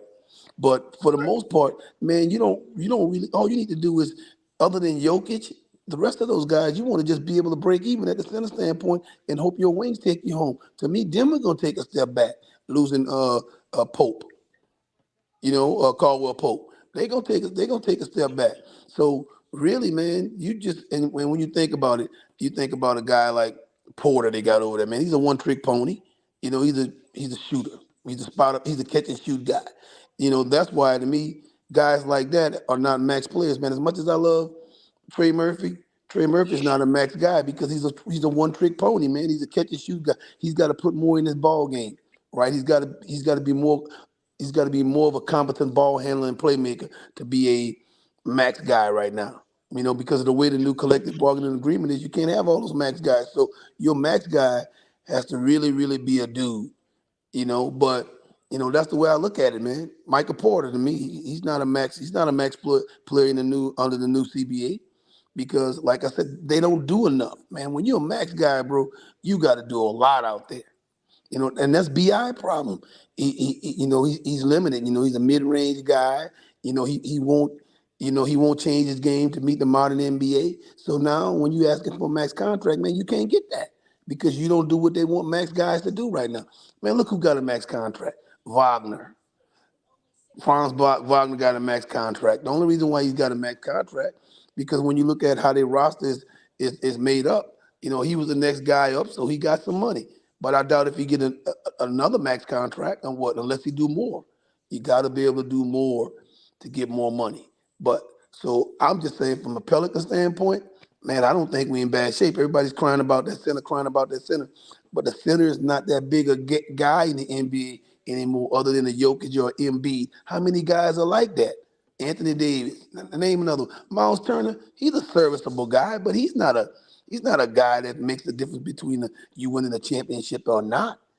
He's just a No, just his fit with us, Mo. yeah. I agree with you. I Like agree he with that. fit he fit with Zion like a glove, man. What he can do, they just fit. That's fine. Yeah, but you need other players around him to make that work, right? He's not a guy you're gonna build your team around. You know what I'm saying? So he's an ancillary part, right? So I get it. It's a good fit, but once again, there ain't too many guys like that, man. But the thing about us in our division now, we still got to deal with Wemby. We still got to deal with Chet Holmgren and what the boy named Hartenstein, the white brother. You know, uh, you know, to me, Oklahoma City might be the team to beat in the West, man, right now. When you look at them adding Hartenstein, so now they got a legitimate center. And basically what he is a rebounder, screener, and play defense guy. He's going to average maybe 10, 11, 12 points a game, but they're going to be 3 or 4 putbacks on the offensive end. Keep the offense moving. So that's the team we're gonna have to match up with. We're gonna have to not get out rebound by those guys because they're gonna have a problem. They can't push up on us with DeJounte Murray like they did when Brandon was just there without Zion because Lou Dart can't guard everybody. You know what I'm saying? And Lou Dort can't guard Brandon either. well, man, to me, Brandon Ingram You know, you guys know what the hood. He curved. You know what I'm saying? He bent over in that game against that guy. You know I what I'm mean, saying? we can't act like the dude wasn't hurt, bro. That dude was obviously still hurt. Yeah, Nah, you would but have liked to man, see more from him. Like I get what you're saying. Like he just man, at a certain point he just tapped out. Like you know, he but should have pinched. If he'd have pinched the man or something, I would have respected. Pinch him, bite him or something. God damn, you know what I'm saying? Lou Dog was filing the hell out of him, man. He just sitting up there just But if you gonna play me like that, he got them long pointy elbows. Man, catch him with one of them elbows right. and nick his face. That's what you do, I man. Look, I'd have had to get ejected, bro. I ain't going what? out like that. What, I'd have man? got ejected one of them games. I'm not gonna let you play with me like that. You know what I'm saying? That's why I'm saying, Brandon is so un-New Orleans, man. New Orleans is a tough, grimy place. You know what I'm saying? So, that's the culture is not to let nobody walk up on you like that, like he got walked up on. You know what I'm saying? And then that That's ain't right. so he don't epitomize what New Orleans is as a city, as a player, right? Because he's soft, man. New Orleans is not a soft place, man. Mm-mm. You know what I'm saying? So that's the only thing I don't like about it, man. I think injury or not, man, if you'd have been up on me all in my space like that, man, you gonna catch your bow. The bench gonna empty one time. We gonna push and shove and posture, but I'm gonna let you know if you stick your head up in my chest like that, I'm gonna get you up off of me, man. Yeah, it got to be a consequence. Yes, you just can't treat me like that, man. I'm not letting you do me that, man. I'm gonna But bow the shit out of you. you know the funny thing no more? What? If he would have did that, that would have forced the referees to call the game different. Yeah, That's Because if right. I'm getting fouled That's and right. y'all not calling fouls for me, all right, I'm taking it in my own hands. That's right. You don't want that's me to take it into my own hands, then you got to be more respectful with how you call it. I know I ain't well. gonna get every call, but But if the dude game's was gonna getting get hacked, nasty, man. It was crazy. bro. Right. If you If the don't never game, get mad, there ain't no consequence for them calling it bullshit like they is. Then shit, they gonna keep doing what they doing. Lou Dog man, gonna keep doing what he do. that's That's what right. I'm saying. Man, I respect Lou Dart because he made the game nasty and grimy. So if the game is nasty and grimy, then I got to be able to get nasty and grimy too. I mean, That's I right. just need to know the rules. Are we using guns, knives, or what? I mean, let me know what I need to come to the party with. You understand what I'm saying? So if I know that, then I'm bringing mine with me, right? So I ain't showing up there with nothing, man. Brandon Ingram, he showed up there with nothing. He didn't read the invitation. Come on, man. That's all, that's all I'm saying. But I'm gonna give him the benefit of the doubt because if you put Brendan Ingram on a court with Zion and Murray, it's a different game, man. He's the third guy. You ain't on Oh him yeah. like that. So he's not a bad third option for you, man. And then CJ's not a bad fourth or fifth option for you. All right. And what you think about this, man? About Bi being out there and Zion, like what you mentioned with DeJounte. We remember what Bi looked like with Lonzo Ball. You think that version of him can come back with To DeJounte me, Murray? you got to start Bi, right, and you gotta hope he emerge. And the reason why is because you still have the option to trading him at the trade deadline, right? So you want to keep his value high. So you hoping what happened if Bi all of a sudden averaging, let's say the Pelicans in the top two or three teams going into the All-Star break, and Bi is averaging 21, 22, 5 and 5. Now it looks different, man. And let's say he's shooting 38% from three and he's taking 6 threes a game. Man, all of a sudden now the narrative changed, right? So now if you want to sell now, he's no longer a distressed asset. He done brought himself back up to being something that somebody else want and looking for. So now if you decide to move him, now you can get a king's ransom, right? I mean, that's what you're trying to do. So you don't want to devalue him by not playing him and not letting him get shots because he's still on your roster and Bi is still young, man. All Bi got to just say to himself is, look, it would be different if Bi was 34, 35 years old. Man, come on, man. Just catch and shoot, man. What you should be doing in the gym right now. Everybody says Bi works hard. He should be in the gym right now, putting up 500 jump shots from every angle, every catch and shoot situation he can in the summer right now. And then you also have to realize that Bi has to have been humbled behind all of this, knowing nobody wants it. Everybody's saying your game is old and antiquated. You can't adjust your game.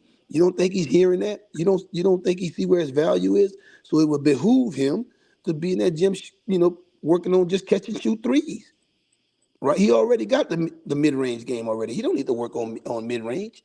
Man, catch and shoot threes, getting the ball off. You know, I mean, I don't think he's a dumb guy. So at this point, it's just like, every NBA player is a businessman to themselves. They're a one man corporation, right? So it's just like QU being in business, man. You're gonna adjust to the market, right? Because why? You want to keep making profits, right? So at this point, if he want to keep making money, then he has to adjust to the market. So he has to become a better catch and shoot 3-point shooter. If he adds that to his game and take that more consistently and shoot 38, 39%, all of a sudden his money gonna change again. You know what I'm saying? Right. I mean, it makes sense. It really does. Man, life is common sense, man. We complicate stuff by being stupid, right? Man, this Yeah. is who I am. Man, let me explain to you this is who I am bullshit. The one thing about being a human being, we have the ability to adapt, right? Yes. Yes, sir. So we could change. If we move to a different climate, a different whatever, man, we're gonna change. We're gonna dress differently. Our body's gonna change. Our physical makeup's gonna change because of the climate change. Man, whatever it is, the one thing about humans, we have the ability to adapt. So to sit here and say, I'm gonna keep bumping my head up against a wall, and I know the wall is right there, and the damn wall ain't going. I'm a damn fool. Just take a step back and look, man. Look to the side. You can walk around that wall. You know what I'm saying? So that's all I'm saying. He needs to be working, and he's not a bad shooter, man. He just No, you're won't not. do it. He just won't do. He's got great form, and then he's gonna have plenty of time because when you playing with Murray getting to the hole, you playing with Zion, bro, and don't put Trey Murphy on the court with him too. Now, Bi is the guy that you're gonna let shoot the ball. Think about it. Mm-hmm. He's gonna look, he gonna be able to have all the 3-pointers he want buffet style. All he got to do is just step up and make those 3-pointers. And then to me, what I don't understand, what leverage does CJ McCollum have over the franchise where he's got to be a starter? But he's not gonna show up if he under contract. That's his job. If they move you to a new spot on your job, you need your job because you got a mortgage. What you gonna do? You might be mad, but you know what you're Who gonna do? who You're gonna show up who tomorrow. got the nuts? Who got the nuts to tell CJ McCullough he not gonna be a starter? Will, That's what I see. We pay Willie don't we have the nuts. Willie not gonna do that. Willie treats CJ McCullough like he a number one player on the team sometimes. CJ well, out there taking more shots than Zion and DC, Bi. Man, they DC, not about to sit that dude down, man. DC, I can calmly tell Yeah, you. and y'all know he it. can't They start. should He can't they start. should sit him down, but He Yeah, can't start on this team. they should sit him down and Trey Murphy should start, bro. you see that you asked the question, and I'm giving you the answer calmly, and I'm gonna tell you Oh, they how. not gonna do it, bro. And I'm gonna tell you how Willie's going to do it. He's gonna call CJ in the office and say, "CJ, I got to talk to you about something." And then he's gonna sit CJ down while he's sipping on while CJ's sipping on some wine in his office. He's gonna say, "Hey, I'm calling you up so you can, I'm calling you up so you can I'm step on." calling you up so you can sit on the bench. That's what he's gonna tell. CJ gonna look at him, Let me tell you something, bro. and he gonna say, If I'm CJ "Yes, sir." McCollum, let me tell you something. If I'm CJ McCollum, I accept that role. And the reason why I would accept that role, it's going to cut back my minutes. It's going to extend my career. And then I'm going to be stronger when we're going into the playoff because I'm not playing all those minutes, right? Not saying some nights CJ going to close the game because CJ can get hot and go get you 35 in a night. But it all depends on what the night is. To me, it would extend my career. And then being a team player, you got to be able to say, just like Russell Westbrook went and say, hey, man, look, I'm going to go to the bench, in order Yeah. for the But team to work. CJ is selfish, man. CJ not a point guard. CJ to me don't have an all the way team first mentality. Man, is CJ CJ, a scorer at heart, and he bought him. And what's best for him in his mind, if that's to go to the bench, he'll do it. But we don't know how he thinking. I just don't see him as the type of guy that's gonna man, want to be benched after being somebody that just started all his time in the league. He hang his hat on his career points he done averaged and how many times he made it to the playoffs and all of that. I don't see him ready to take that seat. man, you And talking I don't about, see them trying to force him too much to do it when they paying man, him $33 million. And if it don't go well, they can't really trade him nowhere. Man, $33 million in the new collective bargaining agreement is chump change. Look, In the new collective bargaining agreement, but we still operating under the salary cap for the old collective bargaining not agreement. So next year. $33 Next year, million. not next year it Well, kick in. next year a different story. That's why I said we could trade CJ next year. We can't trade him this year. Man, you talk about CJ. You talk about CJ like that's Gail Benson's son she put up for adoption that she done some slick stuff with Man, back in the day. the way they talk about CJ, man, and acquiescing to him, bro. That's how I see it. CJ Um, came to the team and they try to make him the vet or the leader of the culture of the team. They always talking about CJ always showing up and his ability to do this and do that. He is what we view Herb Jones as far as the culture of the team. That's how they look at CJ, or that's how they talk about him, or masquerade him around, man. And he done came here, and you know it's hard for us to get people. So they try to do their best to keep their name good with a guy like CJ McCullough, who is a part of the President's Player Association, right? So you piss him off, is it harder for you to trade for other guys in the future? Maybe, maybe not, but how the Pels think about it. Man, as long as you got whatever you need to trade people with, man. Yeah, man, them guys ain't playing for free, man. CJ didn't come down here for free. Ain't none of those guys in the NBA playing for free. So the bottom line is, if you winning and you got a good program, they gonna come. So to me, CJ got to go to the bench, man, in order for that thing to work. Yeah. So you gonna start because somebody gonna start at center. So you talking about Zion, Bi, Murray, CJ, and whoever the center is. So that means Herb Jones and Trey gonna come off the bench. Well, I mean, that's the thought process is a lot of people believe that CJ McCollum will start because it's two things that I'm hearing. One is the money he makes, and the second thing is the 3-point shooting that he brings off ball. Is while some people believe that CJ McCollum will be in the backcourt as a starter. Now, you know, So you I bringing Herb and Trey off the bench. bringing Herb and Trey off the bench. It's a That's deep. that's That's what a I that's a know. that's a deep ass team, though. I know I, that. yeah. See, that's the rationale, though. It's like, okay, because everybody want to see DeJounte Murray and Herb Jones for On the obvious, court together. right? Starting together. That's a fierce backcourt because Herb is a 3D guy. He shoots the ball. CJ off ball of DeJounte Murray. Now, he's a liability defensively speaking, but off ball shooting is perfect for CJ.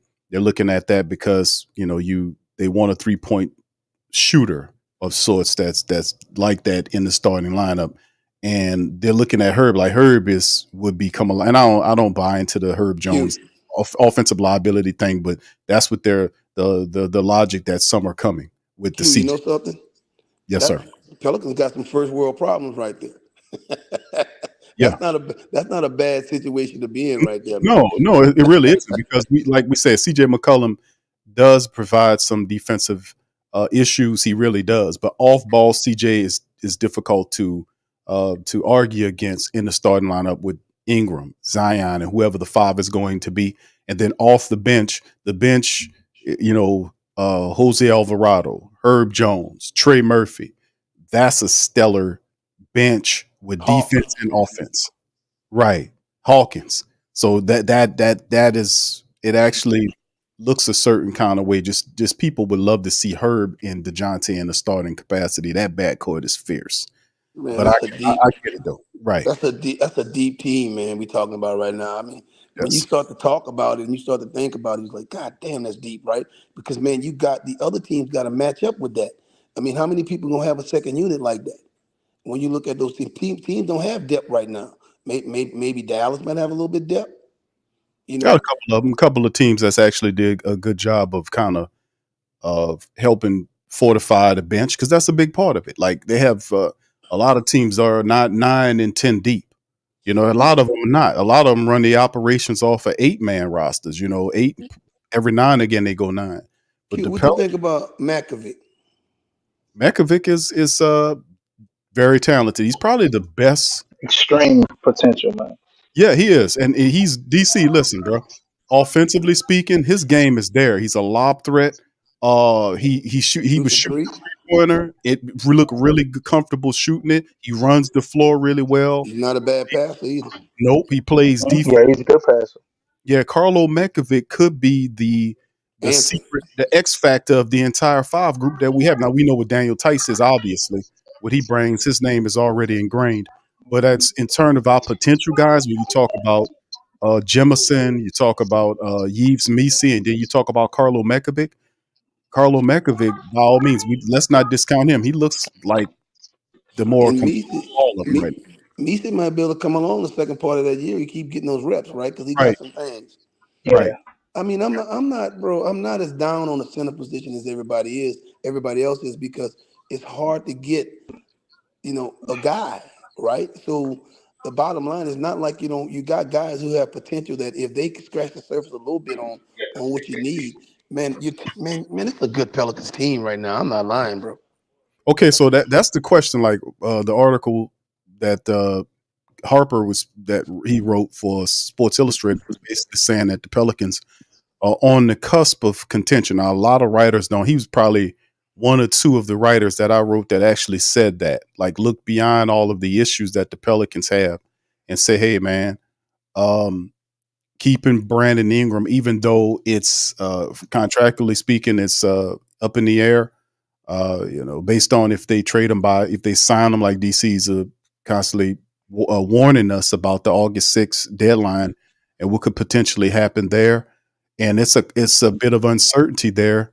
But if you look at everything they've done, the biggest need the Pelicans have had with the floor general, basically giving up nothing but reserves and 2 first-round picks to secure a floor general on the first year of the first year of his 4 year first year of 4 on this contract that fits the window. We got Zion and all these guys. Then having BI here does provide some insurance. It adds another 20-point scorer in case of injury. We talked about that. So then like we know about CJ, his shooting off ball. You can't argue with that. His defense, you damn sure don't like. But the bench with Herb, if that's the case, and Trey and Jordan and Jose Alvarado, who looked lights out playing this offseason. Jose Alvarado has improved. Can't turn that part of his game down. Yves off the bench. And then they still have other guys that we don't know what they can do. Like with Shit, some I of our, like Antonio Reeves, man, as a spot up exactly guy. I right. like Hawkins. We can't judge Hawkins on the summer league, because he's not gonna be asked to do that with the big team. He's gonna be a catch and shoot guy, run off a screen kind of guy. He's not gonna be a ball handling guy that we need to initiate offense. So, just to me, you should flush what you saw in the summer league. That was more trying to develop him into something that he won't do with us, but just to help him as a player, if you ask me. But Q, can you tell me a Hornets or Pelican team that has had more talent than this in the first 7 or 8 players? Man, And me and you both are not David Griffin fans, but I can't hit him too bad right now. I can't punch him too bad right now. But I mean, you know what I say about that? A blind squirrel find a nut sometime. You got to eat, right? So yeah. Broken clock is right at least 2 times. exactly. So he Right. might have hit on something right here. We keep fussing about that center thing, but if Makovic and those guys are serviceable, bro, you're gonna have a hard time trying to match up with the Pelicans and score with them, because they're gonna be able to get buckets. Yeah, but you know what though? That's all true. But like I said, last year's team was a good team too. We had some really good players that did a Not lot like of this. different things. Yeah, no. I'm just saying that I'm using the comparison here because it's all very dependent on Willie Green and can he see what you Scared to guys death. you see. Scared to death of Willie Green.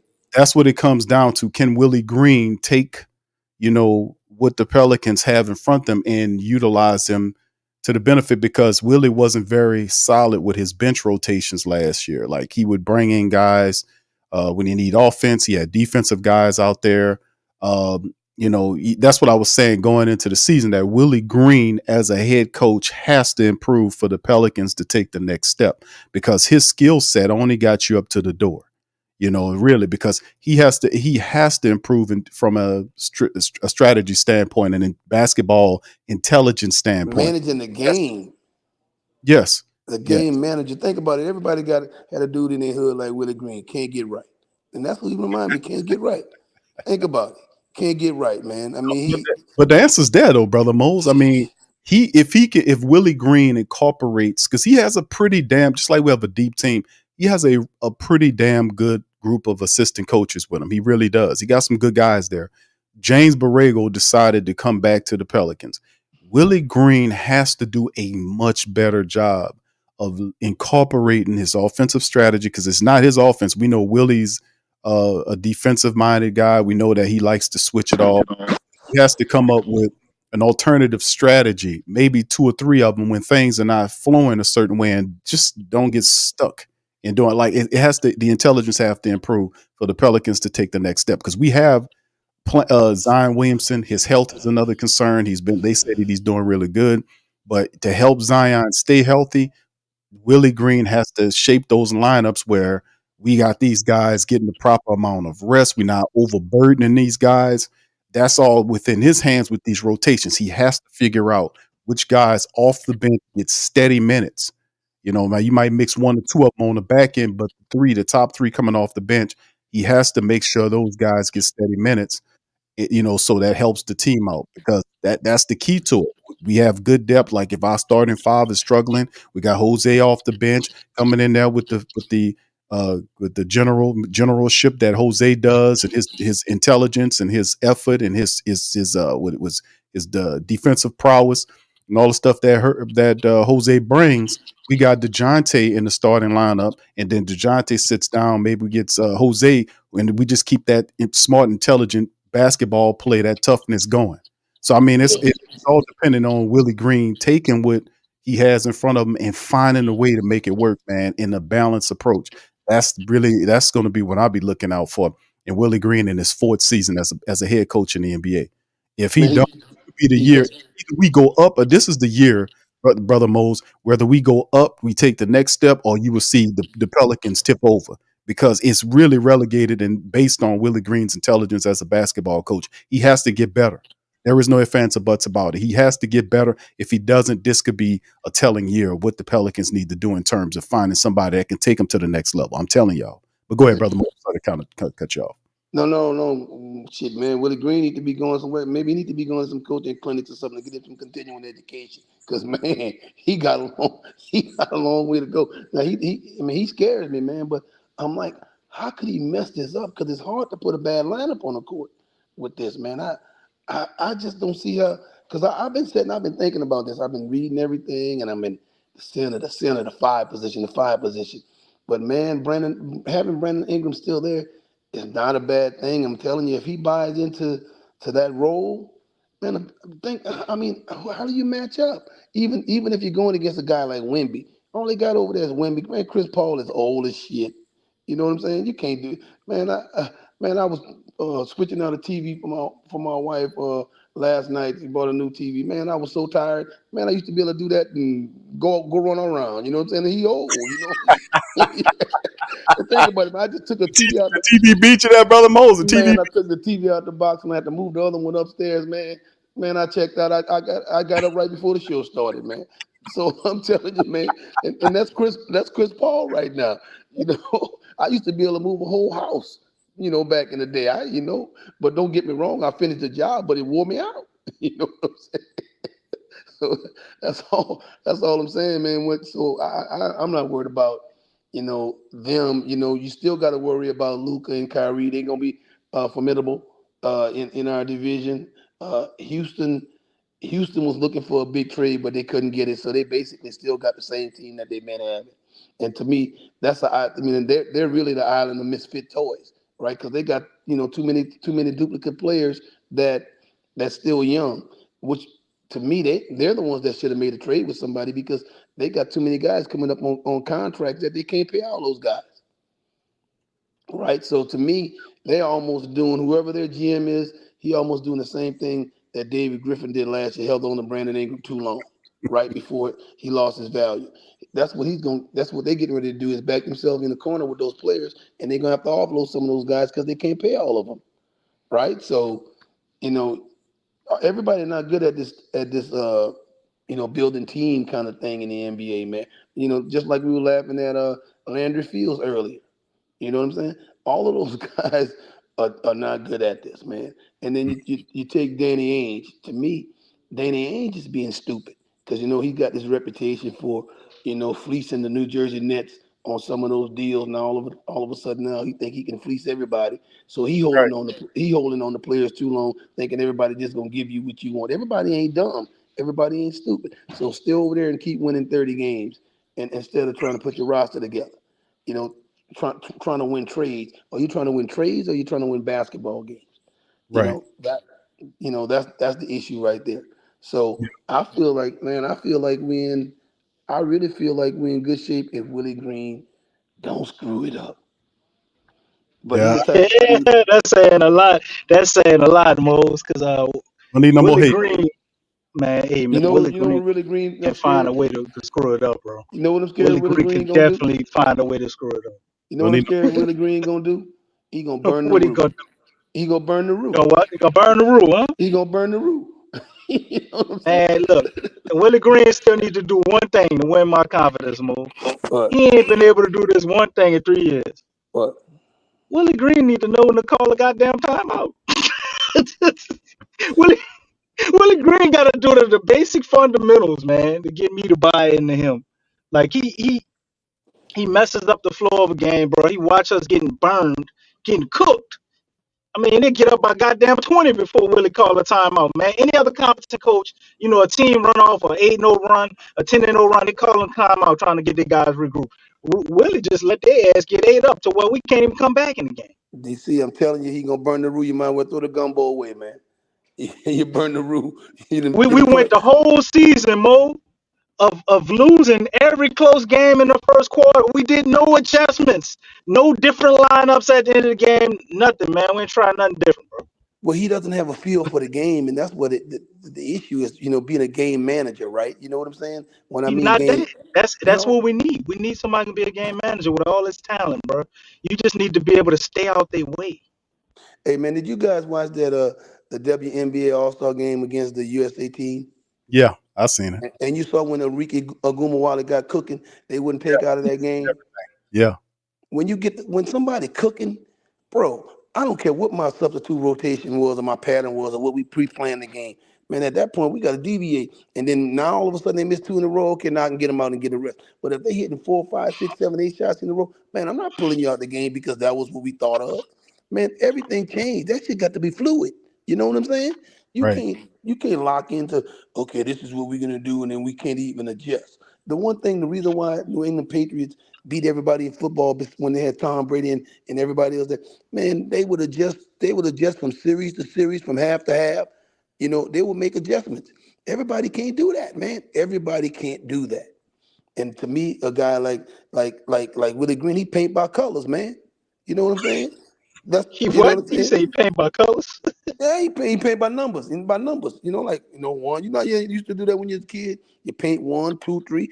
He can't just pick up the canvas and just go on and create a masterpiece without having the numbers on the canvas. Damn, And that's the problem. He paint by numbers. That's Willie awful. Cuckold. You know You know what I'm what, saying? Mo? Well, you know what? Mo? Let me comment on the Danny Ainge thing, bro, because you raised a really good point about Danny Ainge making a name for himself. That trade that got all them first round draft picks. Like I told the family members a couple of shows ago, I was doing some research, and a lot of people upset. A lot of people up there in Utah upset with Danny Ainge because when they brought him out there, they thought Danny Ainge would bring that team Utah to another level, and he's gotten a little too, like too Full of addicted. himself. Yeah, in terms of like Really? Y'all see it as that? He that's what looked like he following the Sam Presti playbook. Which he did that before Sam Presti. no, I'm He saying looks like he's retooling and getting ready to do what he did with the Celtics. To me, I well don't they understand why they trying to trade Markham. Though I don't understand that. I don't think they trade market, and I think that was just him saying what he can get for marketing. That's what it is, because and this is not written in stone, but a lot of rumors believe that the Utah ultimately going to re-up with marketing. See, the So worst thing you can do is be an end of the lottery team, man. Either you got to be if you're going to be in the lottery, you got to be at the front of that lottery. You don't want to get to the point where you're winning 35 games and you always come in at 12 or 13 in the lottery. That's dumb. So you ain't winning right there. So either you're gonna tank all the way or you're gonna win all the way. You can't be halfway in, and that's the problem with him. He's an end of the lottery team because they win in too many games, and then toward the end he tries to tank, and it's too late. Everybody's gonna want Cooper Flag that's coming up. He's the next big guy, right? And so if you're not in a situation where you can be at the top of the lottery, you can't get those guys. And to me, that's where Danny Ainge is messing up his win. So either you're gonna tank all the way. So that means you can't have Collins, because the bottom line is a guy like Colin Sexton and Marketing, when they playing good, bro, they can beat you. Yeah, Colin Turn Sexton. right, then turn He left did a on lot. Florida Yeah. Boulevard. And they can beat you, right? What's his name? Clarkson. Man, Clarkson can go up and hit 5 or 6 baskets in a row and beat you. Yep. So to me, man, you gotta get if you're a taking team, you had to get rid of those guys. Right, and then that will put you in the top of that lottery. And even if you kept Marketing, now you can build around that. But I don't know if Marketing and Cooper Flag work together, right? Because they're basically the same guy. Well, no. Maybe that's the thinking. Mosey, he's putting that price up there high for marketing to get people to come talk about marketing, and then they try to sell them Colin Sexton and John Collins and all these guys. But those Maybe guys that's are the thought serviceable. process. But those guys are pieces on a good team, man, that can help you win. That's what I'm saying. So anybody who wants Markman is going to be a good team. If you're thinking about doing it, giving up draft picks, it's going to be all good teams calling. So you can't get Markman, but he's like, well, what about Kessler Walker? What about John Collins? What about Saxton? Okay, I'm willing to make a reasonable deal with you guys for those people. Maybe See, that's his strategy. depending on how that money would have matched up, man, I would have traded a John Collins for a Walker Kessler and Bi. I mean, that's not a bad trade, but you would have to make the money match up, because I that would think give you you could get big. that, but they probably still want to pick too. They No, want they'd at have least to. one No, they'd have to first give me. round pick for Bi. They would I have to. think They would have to give me a pick. I mean, I'm they sending want you at least Bi, one. and I'm taking back Walker Kessler and No. and I'm talking about that. That's the problem with the Pels. They will want at least one first round pick. And then when yeah. I'm looking at it from the Jazz standpoint, why would the Jazz want to give up any picks to get Bi? They don't even want to win. But to me, So that's what why I'm they saying. trying to give up a pick to get Bi to pay him Yeah, $50 million? Like, it don't make sense. that's right, DC. I agree with you 100%. If you're trying to tank, you don't want that trade, right? You don't want Bi. Right. Bi got to go to a team that's looking to win and thinking that he's the last piece to them, becoming a And championship that's team. and that's and that's the dilemma, Mo, because he wants too Exactly. much money. They got teams that want him for exactly what you said.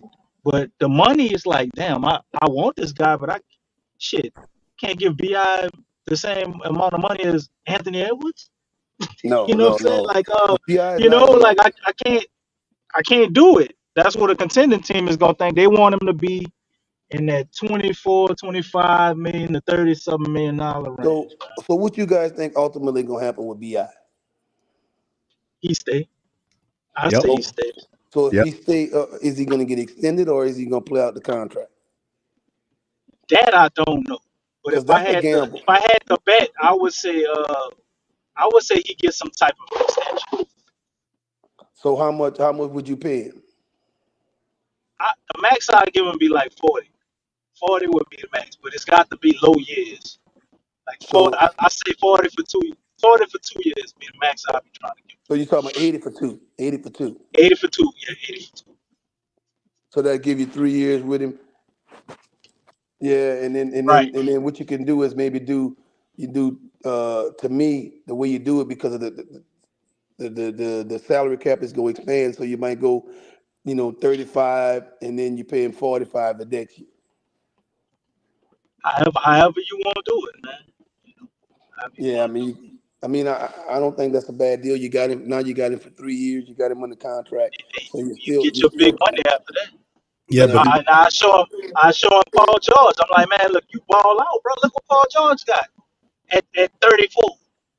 Yeah, but Yeah, he D, still you got know, 48 million, man. but see, that's the toughest part. See, what y'all just said is very good, but the hardest part of that is getting Bi to acquiesce to that. That's the biggest part of the game. You got him But over the trip back. he don't really have a choice, man, because I don't know. what's gonna happen is he plays out his contract, right? If he play out his Hmm. contract, right? He go to free agency.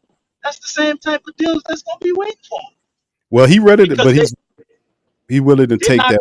Though that's the whole point. DC. We That's don't know. We don't know that. We don't know that for sure. So who's got the leverage in this situation? I say I Bi. say right now the Pels got the leverage as I of say now. Bi. I I, say Bi has it. I said it's neutral because I don't see anybody winning right here because Bi is gambling if he play it out for 36, and the Pelicans are gambling if they don't try to get nothing from him because he can walk. But to me, is it a situation where Bi gonna let them walk, or he's gonna do like Saquon Barkley did the Giants? But Man, I let you I imagination. think we still have his bird rights though. So okay, That's right. he goes into free agency, right?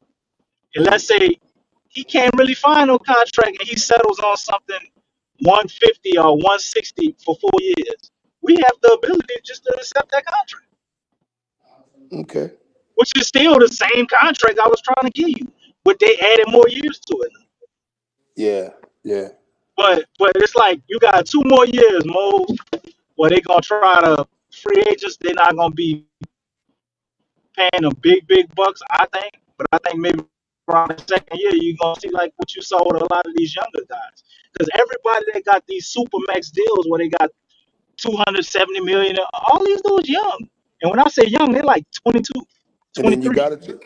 You know, nobody 26 and up got no $270 million deal other than Donovan Mitchell. And then you You got to be an all NBA player. And then next year you gotta move away from CJ, and I think he's got a good tradable contract because he'll only be on a $30 million contract next year on that, and Right. so he'll be expiring for somebody. Yeah, but Then in I got another thing for you too. hold on, What DC. if Brandon Ingram? Hold on, Huh? DC. Before you throw that in there, uh, the Trey Murphy card has to be explored here because when you talk about That too. extending Brandon Ingram, you got to throw Trey Murphy in there. You can't pay all these guys this money. We'll have I some know, money, Well, but you you but can I, get think? Do you CJ out of think? here. Trey you got, Murphy. yeah, you got to shoehorn Trey Murphy in there because that's the logic. That's why they were talking about trying to move Bi to open up a spot for Trey Murphy, not only to play, but he's got a contract situation that we Do have you to look think at Trey too. Murphy is a max guy? Is Trey Murphy a max guy? Yeah. I don't think he asking for the max. No. I mean, I don't you think. can ask for what you want, but that don't mean that's what you're gonna get. Yeah, but if that I think he half of a max, bro. Like he like 150, 160 range.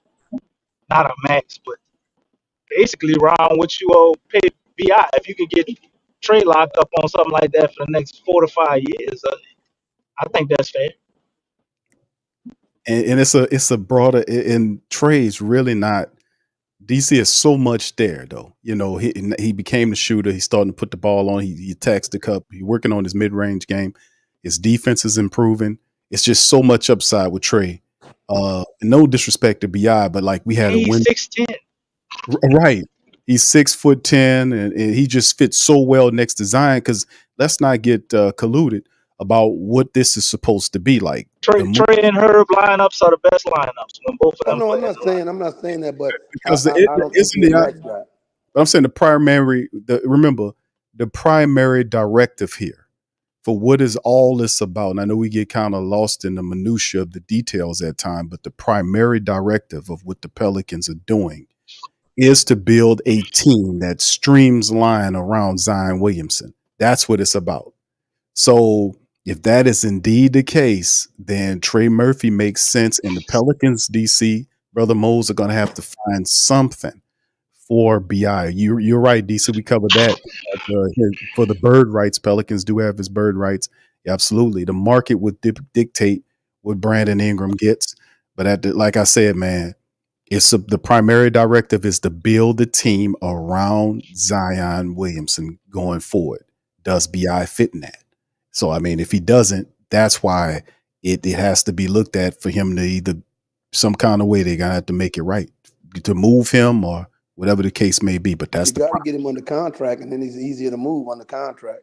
That's true. But will he take the deal though? DC says he didn't have a choice. You got to take the deal.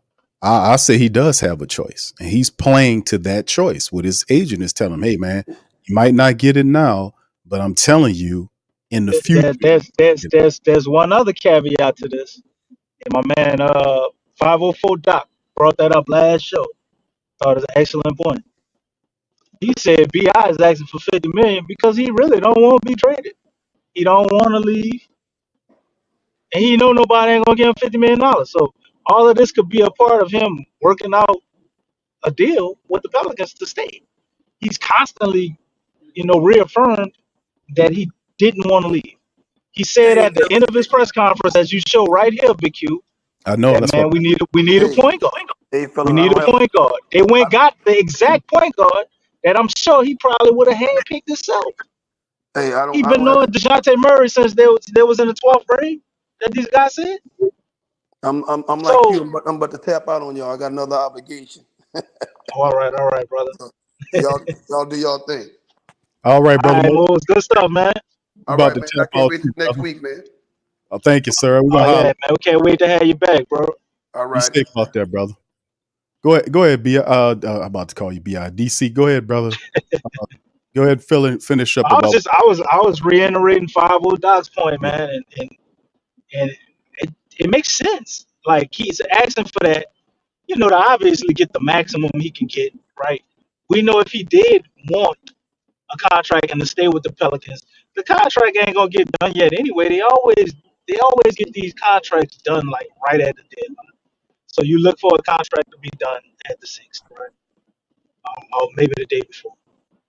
And it just makes sense. Like he wanted a point guard. He said that's what he needs to be the better player, to get over the hump, to fit better. They went and got a point guard, bro, and he's still on the team. It's hard for me to believe that when we did the DeJounte Murray trade, there wasn't any trades where we could have traded BI first and still did the DeJounte Murray, or added him in the DeJounte Murray trade and still came back with a good package, man. Part of it is I think David Griffin ain't just willing to trade him just for anything. He want, a mega deal. We talked about him being stingy, whatever. And then the other part of it is Bi is constantly reiterating that he wants to stay here. He wants to be here. He doesn't want to leave. So could we very well be looking at all this play out real time, which we thought was all just talking points for negotiations, but Bi actually still being on his team? Because if we move on from CJ McCollum, you can keep Zion, Bi, DeJounte, and Trey Murphy all together if they choose to do that. You could do that. hey, If Bi plays like how he did in 2019 under Alvin Gentry, I ain't mad at that at all, to be honest with yeah. I mean, it's so much going on, brother. We're gonna have to pay attention to it, but I'm gonna have to leave it right there, fam. Listen, I appreciate y'all tuning in on this episode of PPR in the morning, man. I appreciate you guys as I'm about to jump over to Saints, cover whatever's going on with the training camp situation. We'll be talking about that. But listen, I thank y'all for joining us on this episode of PPR in the morning. Please feel free to hit the like button. Please feel free to subscribe to the diehard, the number one independent, longest running Pelican pod in the business, PPR, representing the flocking nation. Stand up. We up in this thing. Hit the subscribe button, man. Hit the like button. If you're listening on X, please feel free to give us a retweet on X as well. Listen, fam, a lot of stuff going on, man. A lot of good talking points here as usual. Thank our guests that came in, and Brother Moles and V-Man. Shout out to y'all for popping in and dropping some game with us. And listen, we're going to holler at y'all later on in the week, and we're going to keep this thing going because the Pelicans, man, it's a lot going on, man, and we're going to cover it all. So much love to y'all. We're going to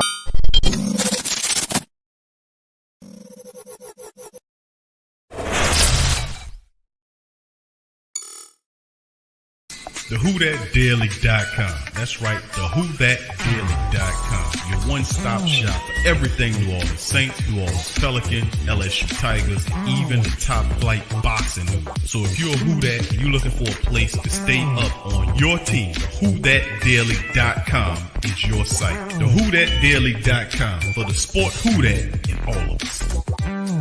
That's right, the Pro Shop is the platform store where you can go and buy all the latest merch to support the platform. Available at the Pro Shops, we have dozens of hundreds of products available for you and your family. Unisex tees for men and women, hoodies and sweatshirts, tank tops, kids and baby items, long sleeve tees, mugs, pillows, wall art, bath bedding, face masks, phone cases, stickers, bags, fanny packs, socks, hats, and many other items. Please feel free to check out the Pro Shops. The link is in the description section below. And remember, it helps the platform continue to grow. So check out the Pro Shop and Who That too.